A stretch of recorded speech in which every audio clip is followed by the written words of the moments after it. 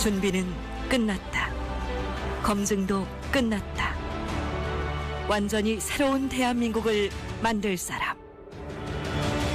경선 압도, 본선 압승, 더 확실한 승리, 더 준비된 문재인. 반드시 정권 교체 이루겠습니다.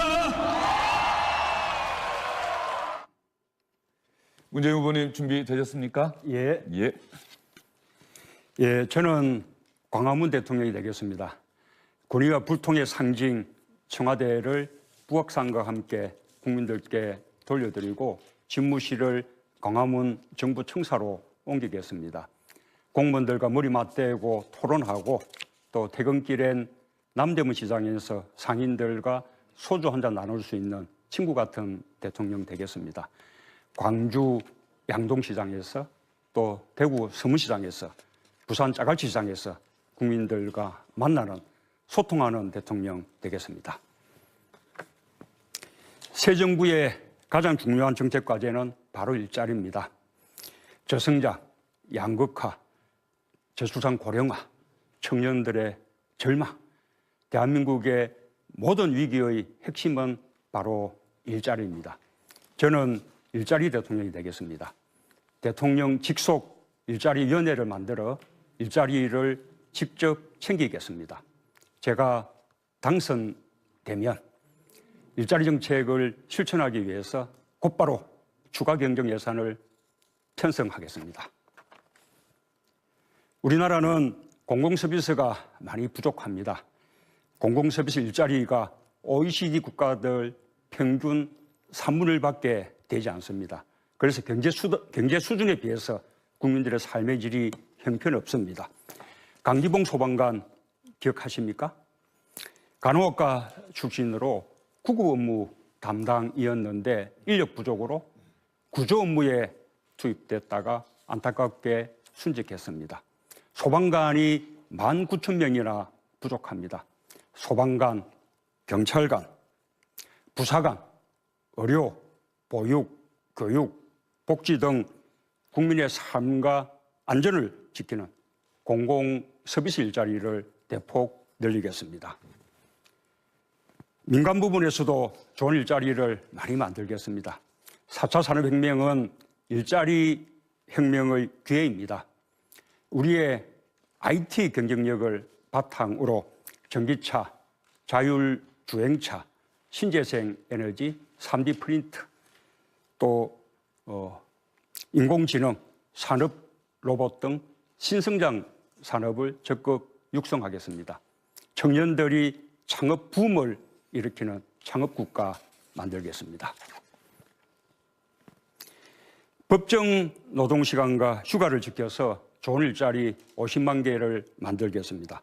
대기업과 중소기업, 정규직과 비정규직 간의 임금 격차를 줄여서 나쁜 일자리를 좋은 일자리로 바꾸겠습니다. 노사정 대타입으로 반드시 일자리 문제 해결하겠습니다. 일자리는 민간에 맡겨야 한다. 정부가 주도해야 한다. 이런 말씀들은 일자리 문제를 그냥 방치하자는 것과 같습니다. 좋은 일자리 문제의 심각성을 모르는 말씀들입니다. 우리가 내는 세금, 국민 일자리 만드는데 우선적으로 사용해야 한다라고 말씀드리고 싶습니다. 저는 준비된 대통령입니다. 저는 대통령의 국정 운영에 오랫동안 참여 경험이 있고 국회 경험도 있고 또 당을 운영한 경험도 있습니다. 그 성공과 실패를 통해서 준비하고 또 준비했습니다. 지금까지 그 많은 공격과 검증에도 끄떡 없을 만큼 도덕성 또 청렴 확실합니다. 소통, 정책 모든 면에서 충분히 준비된 후보입니다. 인수위 없는 이번 대선에서 당선되자마자 곧바로 국정을 담당할 수 있는 유일한 후보라고 감히 자부하고 싶습니다. 네, 문재인 후보님 정확하게 시간 지켜주셨습니다. 바로 질문하고 답변하는 순서로 넘어가겠습니다. 안희정 후보님 먼저 질문해 주시죠. 예, 광화문 대통령 말씀 잘 들었습니다. 그렇게 되면 현재 지금 청와대 경호실과 경호실 관련 법들은 어떻게 될까요? 다시 한번. 현재 광화문 대통령을 말씀하셨습니다. 대통령 경호 제도가 좀 바뀌어야 될 터인데요. 예, 어떻게 계획하고 계십니까? 대통령 경호실도 지금의 특권의 상징처럼 되어 있습니다. 그 대통령 경호실을 경찰 산하로 이관해서 경찰청에 대통령 경호국을 시설할 계획입니다. 네. 광화문 대통령의 상징되는 것처럼 좀 더 높은 수준의 대화와 소통이 필요하다고 생각을 합니다. 우리 누가 대통령이 되더라도 현재의 이 의회와 그대로 현재의 의회의 의석 분포와 그대로 국정을 논해야 되는데 어떤 방식의 의회와의 좀 더 높은 수준의 대화를 이끌어내시겠습니까? 그렇습니다. 여야를 가리지 않고 대통령이 항상 만나서 대화하는 그런 타협의 정치 필요하다 생각하고요. 또 여야정 국정협의체를 이렇게 상시적으로 운영하는 그런 것도 필요하다고 봅니다. 지금 대부분 대통령과 집권 여당은 대통령 또 청와대의 거수기 역할을 했다는 많은 비난이 있습니다. 문재인 대통령님이 이끄는 차기 정부는 집권 여당과 어떤 관계가 될까요? 대통령이 되신다면. 저는 참여정부 때 그 당정 분리가 우리의 현실에 맞지 않았다고 생각합니다. 오히려 당정 일체를 통해서 문재인 정부가 아니라 더불어민주당 정부를 만들겠다라는 말씀을 여러 번 드린 바 있습니다. 당정 일체가 되고 당정 분리해서 당정 일체가 된다면 당은 그러면 문재인 대통령님이 실질적으로 총재 역할을 하시는 건가요? 그렇습니다. 제가 지금 하고 있는 정책 공약들도 다 우리 당의 지난번 총선 정책 공약들을 그대로 가져오거나 조금 더 발전시킨 내용들입니다. 앞으로 정책뿐만 아니라 인사라든지 모든 면에서 당과 긴밀하게 협의할 것입니다. 실질적으로 대통령이 되어서 정당 업무에 총재처럼 지휘하시겠다는 말씀입니까? 그렇지 않죠. 정당의 공천이라든지 정당의 운영에는 관여할 필요가 전혀 없습니다. 오로지 정책을 위해서만 또 인사를 위해서만 긴밀히 협의하면 되는 것이겠죠. 예, 그러나 지금 현재 문재인 후보님은 당내에 오랜 대세를 유지하면서 실질적으로 당내에 가장 큰 세력을 형성하고 있습니다. 많은 분들이 문재인 후보님 캠프에 합류하고 계십니다. 그분들이 실질적으로 당을 장악하게 될 터인데 그렇게 되면 집권 여당은 청와대에 또 거수기로 전락하지 않을까요? 선거라는 것이 다수 국민의 지지를 받기 위한 것 아닙니까? 세력이 커야 다수 국민의 지지를 받는 것이죠. 그게 선거죠. 확장해내는 것. 민주당과의 관계가 그동안 대통령들이 한국 정치가 고질적으로 배워왔던 청와대가 집권 여당을 실질적으로 거수기처럼 지배하는 현실을 극복할 수 있겠느냐는 질문입니다. 전체가 커지는 것이 우리 당이 커지는 것이죠. 그게 따로라고 생각하지 않습니다. 예, 근데 답변이 좀 그건 정확하지 않은 것 같은데요. 아니 저는 안희정 후보가 뭘 걱정하시는지 모르겠어요. 기본적으로 지금 현재 당에 실질적으로 일체화돼서 이끌겠다라고 말씀하셨는데 그랬을 때 대통령과 당의 관계가 어떻게 될 거냐는 말씀을 좀 여쭤봤습니다. 긴밀히 협의하는 관계라고 말씀드렸습니다. 긴밀히 협의하는 관계다. 지난번에는 독립적이었는데 향후는 긴밀히 협의하는 관계가 될 것이다. 예, 그렇습니다. 때로는 추천받기도 하고 때로는 협의하기도 하고. 예, 그런 점에서 지금 현재 문재인 후보님이 이끌게 되는 차기 정부는 실제로 당을 지배하는 기존의 정치 낡은 관행을 답습할까 하는 지적에 대해서 후보님께서는 어떻게 생각하십니까? 저는 아까 모두 발언에서 말씀드렸는데 제가 만들고자 하는 정부는 우리 더불어민주당 정부입니다.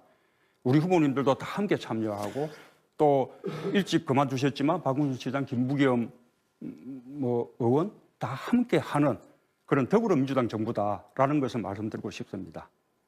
네, 안희정 후보의 질문 시간은 끝났고요. 문재인 후보님 한 5초 정도 시간 남았는데 더 하실 말씀 있으십니까? 예, 그렇습니다. 그래서 그 더불어민주당 정부의 성적을 통해서 국민들이 계속 선택하거나 교체하거나 이런 시대가 되어야 한다고 생각합니다. 네, 다음 질문 순서는 최성 후보입니다. 문 후보님의 일자리 공약을 보면 대부분이 공공 분야 일자리 창출이기 때문에 그것이 당장의 효과는 있을지 모르지만 그로 인한 재정적인 부담이라든가 이런 부분이 클 거라고 봅니다. 저희 고양시 같은 경우를 보면 아까 설명드렸던 통일한국의 실리콘밸리 대체로 한 20만 개 일자리 창출이 예상되는데 우리의 재정적인 투입은 거의 없이 민간 분야와 함께 4차 사업을 육성시킵니다. 제가 볼 때는 공공 부분의 일자리 창출도 중요하지만 민간 부분을 위한 적극적인 일자리 창출 지원 정책 어떤 게 있습니까? 맞습니다. 대부분이 공공 부분이 아닙니다. 민간 부분이 대부분이겠지요. 그러나 민간 부분은 그 수치를 예상할 수 없습니다. 말씀하신 대로 우리가 4차 산업혁명을 최대한 활용하고 또 청년들의 창업 붐을 일으키고 또 신성장 산업을 육성하고 혁신하고 또 대기업 중소기업 동방성장을 통해서 나쁜 일자리를 좋은 일자리로 바꾸고 많은 노력을 해야죠. 그러나 그렇게 해서는 언제 이루어질지 모르니 우선 지금 급한 상황에서 공공 부분이 먼저 민간 부분 일자리에 마중물 역할을 해야겠다라는 것입니다.